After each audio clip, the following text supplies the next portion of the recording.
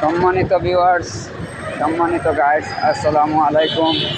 আমি এই মুহূর্তে প্রবেশ করতেছি সিলেটের একটি নতুন মার্কেটে। বাংলাদেশের ভিতরে আর কোথাও এইরকম মার্কেট আছে কিনা, ব্রিজের উপর মার্কেট আছে কিনা আমার জানা নেই।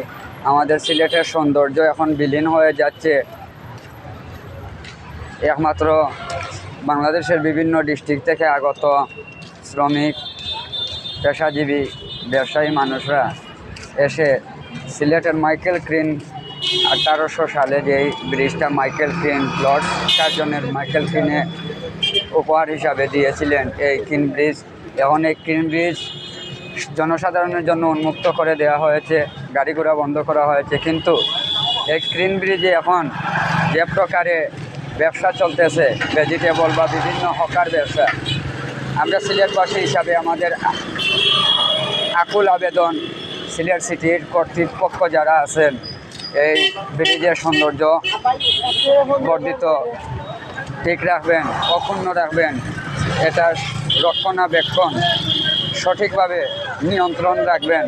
কেননা এটা আমাদের প্রাণের শহর সিলেট, আর এই সিলেটের ক্রিন ব্রিজের উপরে কোনো ধরনের হকার ব্যবসা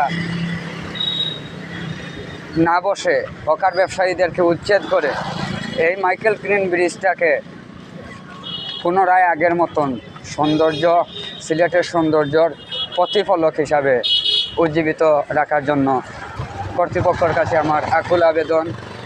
আজ হয়তো বিএনপির একটি প্রোগ্রামের জন্য দেখা যাচ্ছে না হকারদেরকে, ব্রিজটাকে উন্মুক্ত দেখা যাচ্ছে, কোলাহল দেখা যাচ্ছে, কিন্তু প্রতিনিয়তই এখানে হকাররা ব্যবসা করে থাকে।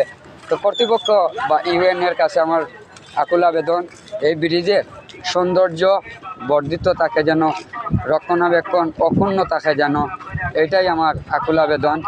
আর সিলেটি যারা আছেন আমার পেজে, সবাই কমেন্টে যোগ দিন। আর আপনারাও বলে যান যে এই ব্রিজের উপরে কি হকার বসা উচিত নাকি উচিত না, কমেন্টে যোগ দিয়ে বলে যাবেন।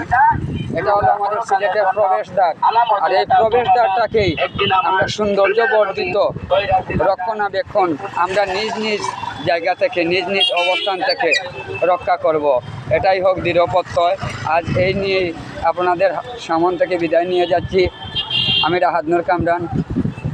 আসসালামু আলাইকুম, জাজাক আল্লাহ খাইরান।